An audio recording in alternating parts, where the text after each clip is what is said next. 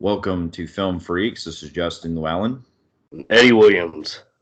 And tonight, Eddie is going to be doing another solo review, this time and talking about the limited release film, which is called Arctic.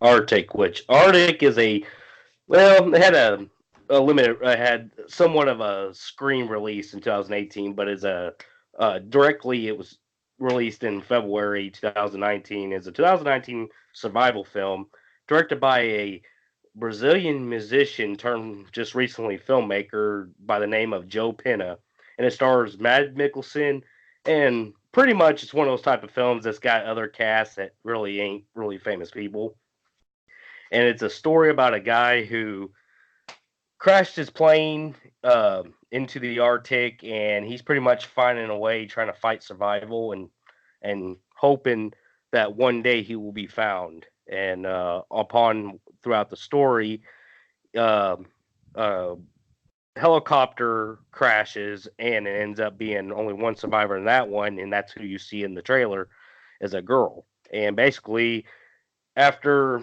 sitting there for some time, he realizes that there's just no more hope just sitting and where his plane is, because he's using his plane as a kind of like a shelter, and realizing that he has to go on this journey to find help to be saved.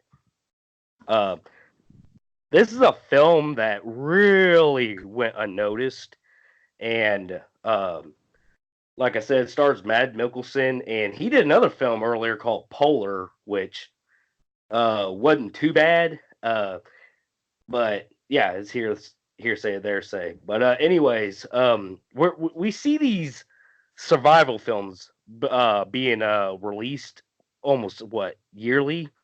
Pretty much Some are like good, some are almost. bad.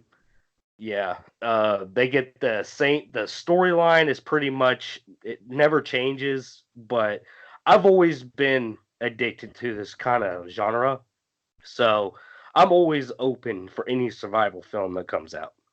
And this movie was made by a production company which you just told me about. Bleecker You, Street. yeah. Which what were the movies you were naming? They're known for doing a lot of like independently financed movies that got limited releases in theaters. Two of them actually did get wide releases, which were Unsane, directed by Steven Soderbergh, and also Logan Lucky, which was directed by Soderbergh as well.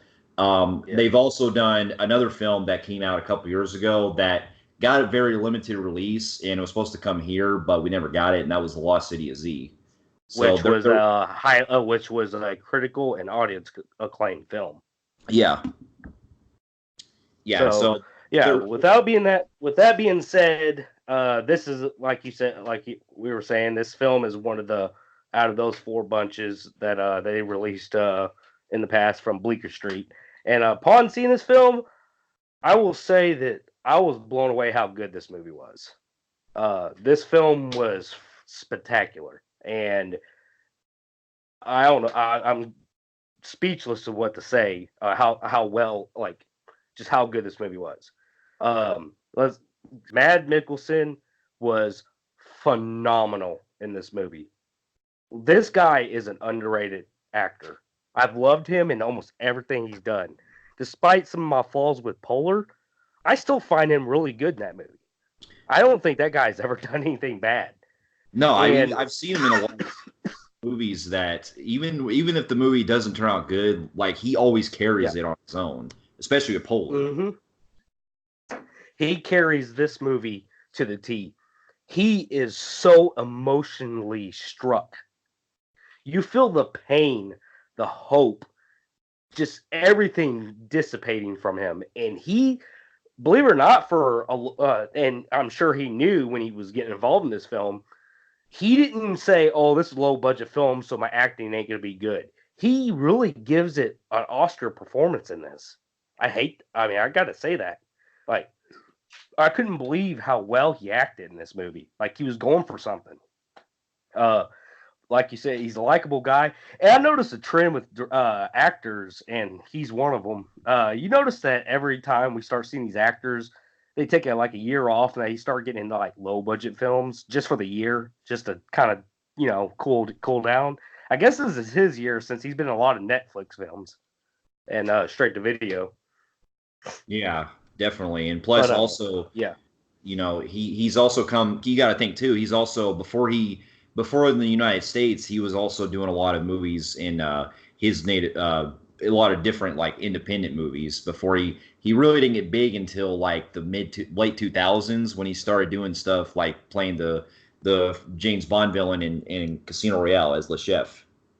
And Hannibal. And in Hannibal, yeah. So yeah, he like his acting is like on point. You can see the damage, like his how emotionally damaged he is. Like it's hard to explain. It's kind of like The Revenant, but done with a more mental tone, where it's talking about it shows more of his mental status. How he starts off like kind of like has hope, maybe one day he will be saved, and then throughout the story you just start seeing him like realizing that there's no hope, there's nothing, but you at the same time you see him pushing the limits. And there's a that goes into another cast member, which isn't really a famous actress that I know about, but there's a plot where in the movie where this helicopter crashes, and there's no like really no survivors but her. He saves her, and she's pretty damaged, and pretty much he's trying to talk to her, but she's just pretty much out of it, and it becomes a he notices that upon investigating that the pilot was her husband, and that they have a child. And and what I really appreciate about this film, it digs deep into like selflessness. Like he's like really like out of all this shit he's been through, he's thinking about one thing, and that is to keep this girl alive to get her home to her kid. And that's what I really loved about the plot. It gives the plot a purpose to why he realizes, oh man, she's in bad shape. I can't wait for survival. I have to go on this journey to get her somewhere. And they go on this embark this pretty much you've seen in survival films. They go through a lot of dilemmas. He goes through some shit in this movie. A polar bear, fucking falling off a cliffs, breaking his fucking, ripping his fucking ankles out. I mean, this guy just goes through fucking hell. He looks like Leonardo DiCaprio in The Revenant by the time it gets almost to the final act. Yeah, that's what it seems like the plot kind of reminds me of based on the trailers and like the survival aspect, like being in the cold and stuff. Yeah, that's another pro I got to give. The atmosphere is, oh my god, you can feel the hopelessness. Like there's no hope. Like being stuck way out here. And you can also feel how cold it is. And fuck, it's 100 degrees in where we're at, and it made me feel cold because you're seeing him slowly getting hypothermia. He's losing his toes and fingers. I mean, I don't know how much I could describe how much shit he goes through in this movie. I mean, it's just one dilemma after another. If it's not him falling off something, it's her getting sick, and then he's trying to take care of her, and then a fucking polar bear gets involved, and then it's a fucking, they're almost saved, and then they don't get seen. The helicopter flies off. It's just like, oh my god, then they get hit with snowstorms. I mean, it just keeps going on and on. You're just like, whoa, it just keeps getting worse for this guy. And the cinematography was absolutely beautiful in this movie. It looks so authentic where they shot this movie. Like I felt like they went to the Arctic and fucking and shot the movie there. That's how authentic it looked. And the cinematography, the camera they used, kind of remind me of the camera they used off The Revenant. Yeah, I could see that. It's definitely. Yeah. I mean, the cinematography was just breathtaking. I actually kind of love the plot. The plot kind of started kind of worrying me because I was kind of scared it was going to go to the same tropes where it's like dilemmas, da da da da da, and then they get to the climax, and it's just an easy survival. I'm glad it didn't take that route. There's a lot of ambiguous things going on in the story that I appreciated, especially the ending, which it actually ends ambiguous. You don't know. It makes you think what happened. I appreciated that the most.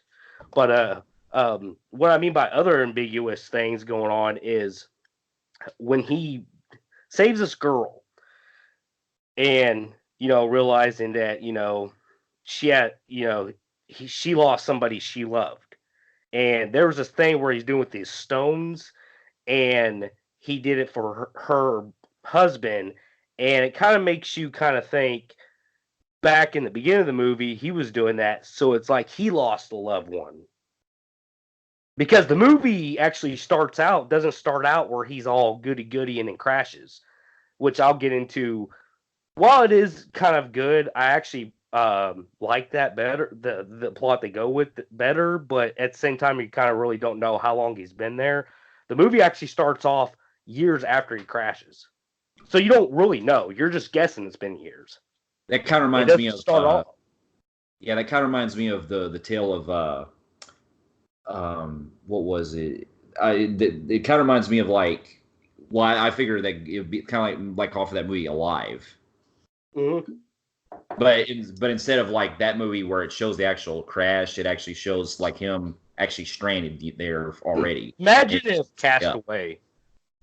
Castaway started in the middle where he has this big beard, looks like he's been cut up, just been through hell. Basically, that's the start of the movie. So it kind of like hints and ambiguously, because it gives, and which I appreciate because it shows how much he really cares for the stranger. For one, he hasn't seen a human in years, from what it looks like, and from two, to know that what he's doing as far as making sure that his journey means something to get her home safe it kind of makes me believe that this guy lost a lot in life, and especially during the crash, and he doesn't want her to go through the same despair of losing everybody she loved. And it has a lot of like little ambiguous hints to stuff. It makes his journey more like meaningful, if you get what I'm saying. Yeah. And it adds to emotion, which I'll get to another thing I gotta praise. This movie's fucking emotional, especially like in the middle to third act to the fucking end. Boy, it just grabs you in just like in tears. It's like, oh my god, like I didn't expect this from a low budget movie. This actually surprised me. It didn't go for the typical trope ending, and it gives you also at the same time an ending that lets you believe like what really happened, and that even worked even better. Another thing I do love about this film is the score.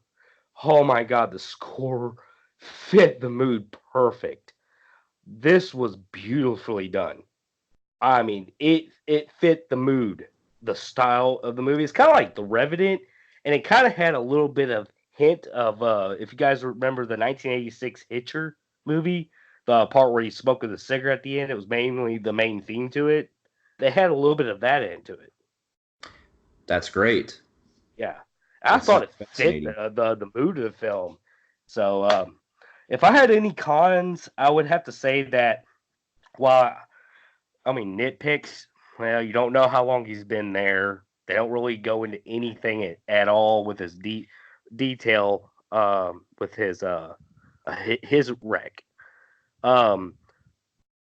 While that's a problem, I mean, it's a little nitpick, just a little bit of a problem. Another problem I have is with the believable of like with the technology today. So it goes into great detail why he hadn't been found in years, because I start questioning, well, planes have GPS trackers and shit for events like this.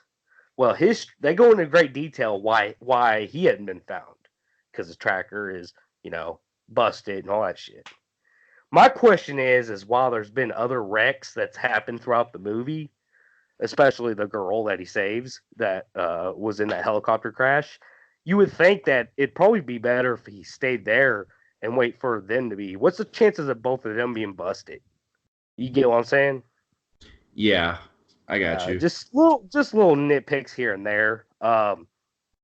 It is a very strange movie because uh, this movie doesn't have much dialogue in it.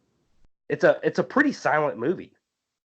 Yeah, Because it's almost like akin to that other film that Robert Redford did a couple years ago, where it's like because it's really more of it's a one man type actors type movie where yeah, most because the most of it is first dealing one, on like body language and like you can sometimes you'll probably hear them like inner thoughts if they are talking themselves or if you have like moments where they're saying things in front of them or whatever.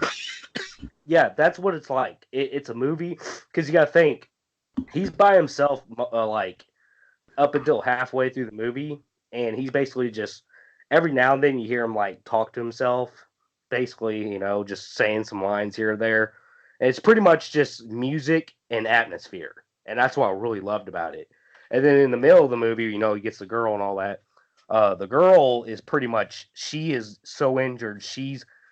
It's basically a race against time because this girl could be dead within a few weeks because she's so cut up and banged up that she's starting to, slowly deteriorate. And there's some points where he's talking to her and she gives him a little talk. And basically, I mean, it probably don't even add up to a full minute of dialogue. It really doesn't. And basically, you get the ending where, he's talking to her, in great detail going, and I'm not going to spoil the ending, but it's pretty fucking emotional to what he says to her. It almost brings tears to your eye. So that was kind of weird. What I meant on my cons on that was there's this one part where I don't know Mads Mikkelsen's origins. He's Dutch, isn't he? Yeah, he's Danish. Danish. Okay, he spoke Danish half the movie and then English in the other half, which I didn't get what they were going with there. Yeah, and I wish while there was a kind of a dilemma thing that they add in the first half of the movie with the polar bear that I felt like also really didn't have no resolve in. So other than that, this movie is criminally underrated. It needs to be seen. For the fact that they took the genre that's been done countless of times every year and still be so good and was still to do something a little bit different, it just blows my mind. And with that being said, I enjoyed this movie, and I'm going to give this film a low phenomenal grade on the Film Freaks meter. Fair enough. Yeah, I'm gonna check it out myself eventually because I get into a lot of these type of survival type movies where it's mainly an actors type movie where they have to go through a lot of their vulnerability with having to survive and stuff. And I Yeah, think by watching this, the way the way you said it and everything, I think it would definitely be a good double feature with The Revenant or even that the other one Gray. like from The Gray, yeah, with the whole cold feel. Yep, and not only that, and then another one, The Edge, with the whole bear feel. Yeah, that too.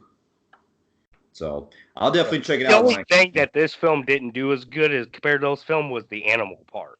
There really wasn't like much with the polar bear Mhm. as I thought it would be, but I hear you. because it's more of Well, a straightforward trying to get her to this camp that he found on her map. You know, to say, like, oh my god, if we get here, we could both be saved. yeah, So, yep. fair enough. For those of you who have also seen Arctic, let us know in the comments below what you thought about it. And if you like what you see here, you can feel free to like and subscribe to our channel and check out some of the views here and on our website at filmfreaks.com. And we'll be seeing you in our next review. We'll see you later. Later.